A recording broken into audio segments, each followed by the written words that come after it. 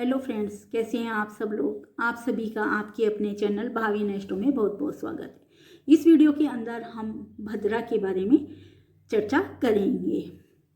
भद्रा जो करण होते हैं, जो तिथि का आधा भाग करण का होता है, उसमें भद्रा भी एक करण है जिसे विष्टि के नाम से जाना जाता है।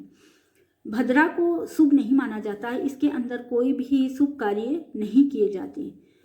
भद्रा गतिशील होती है, जो कभी पाताल में, कभी स्वर्ग में और कभी पृथ्वी लोक पर, जिसे हम मृत्यु लोक भी बोलते हैं, उसके अंदर रहती है। जब चंद्रमा मेष राशि, वृष राशि और मिथुन राशि और वृश्चिक राशि में होगा तो ये भद्रा स्वर्ग में मानी जाएगी।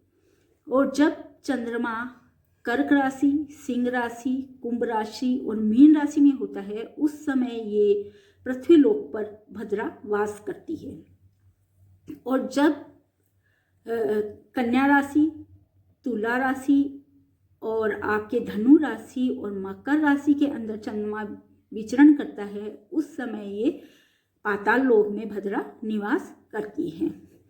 जब भी ये इन लोगों के अंदर वास करेगी तो उन लोगों के ऊपर, उस लोक के लोगों के ऊपर इसका प्रभाव स्पेशली देखा जाता है।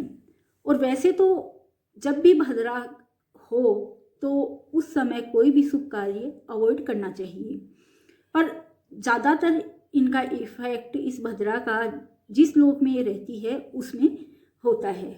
और अगर आपको कोई ज़रूरी कार्य उस दिन ही करना हो और भद्रा हो तो आपको भद्रा के मुख को तो बिल्कुल अवॉइड करना चाहिए।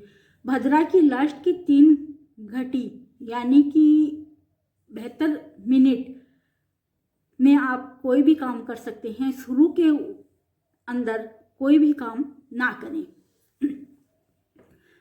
इन घटियों को 12 घंटे के हिसाब से डिवाइड किया गया है, क्योंकि ये करण, कोई भी करण, जैसे मैंने बताया 11 करण होते हैं, उनमें से ये भद्रा एक करण होता है। तो तिथि एक दिन की 24 घंटे की मानी जाती है, तो एक करण को 12 घंटे का मानकर ये घटी डिवाइड की गई है। अब बात करते हैं भद्रा कब कब होती है। भद्रा होती है शुक्ल पक्ष की अष्टमी और कृष्ण पक्ष की 10वीं को, और भद्रा होती है शुक्ल पक्ष की पूर्णिमा को और कृष्ण पक्ष की तृतीया को। और इसी तरह भद्रा होती है शुक्ल पक्ष की चतुर्थी को और कृष्ण पक्ष की चतुर्दशी को। और भद्रा होती है आपकी शुक्ल पक्ष की एकादशी को और कृष्ण पक्ष की 7वीं तिथि को। इस तरह ये महीने के अंदर 8 बार भद्रा रहती है।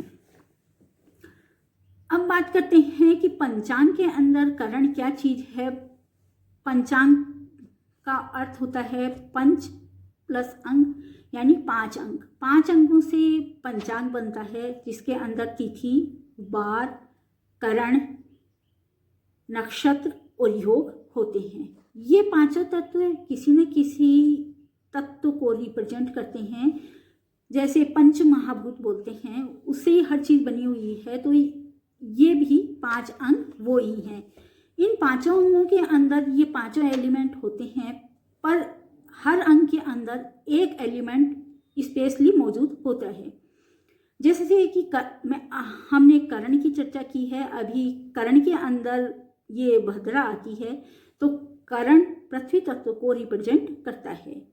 करण का महत्व उस समय बढ़ जाता है जब आप कोई प्रोफेशन से रिलेटेड कार्य कर रहे हों या कोई निवेश से संबंधित कार्य कर रहे हों, उस समय करण शुभ होना ज़्यादा जरूरी होता है, क्योंकि पृथ्वी तत्व को रिप्रेजेंट करता है करण, और ये आपके प्रोफेशन तथा वेल्थ से रिलेटेड करण होता है। इसी तरह तिथि जल तत्व को रिप्रेजेंट करती है, तो ये रिलेशनशिप तथा इमोशन पर, जब भी कोई इमोशन से रिलेटेड कोई काम करते हो, जैसे शादी विवाह से रिलेटेड कोई कार्य हो, तो आपको तिथि पर ज़्यादा ध्यान देना चाहिए। और करण होते हैं 11, उनके अंदर से बिष्टि यानी भद्रा एक करण है।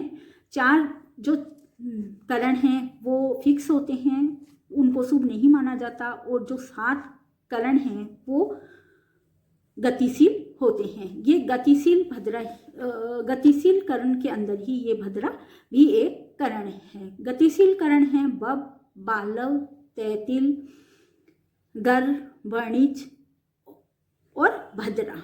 ये भद्रा 7वें नंबर का करण होता है। भद्रा के अंदर कोई भी करना वर्जित माना गया है, पर यज्ञ करना, शिव जी और पार्वती जी की पूजा करना और जातकर्म संस्कार आप भद्रा के अंदर कर सकते हैं।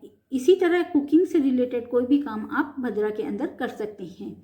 भद्रा आक्रामक होती है, इसलिए युद्ध से रिलेटेड कोई कार्य भी आप भद्रा के अंदर कर सकते हैं। ये मेरा छोटा सा वीडियो भद्रा के ऊपर है। नेक्स्ट वीडियो में किसी और विषय पर चर्चा करेंगे। तब तक के लिए धन्यवाद, नमस्कार फ्रेंड्स। आप लोगों को ये वीडियो अच्छा लगा है तो प्लीज़ इसे लाइक करिए, शेयर करिए, और अभी तक मेरे चैनल को सब्सक्राइब नहीं किया है तो प्लीज़ इसे सब्सक्राइब करिए। धन्यवाद।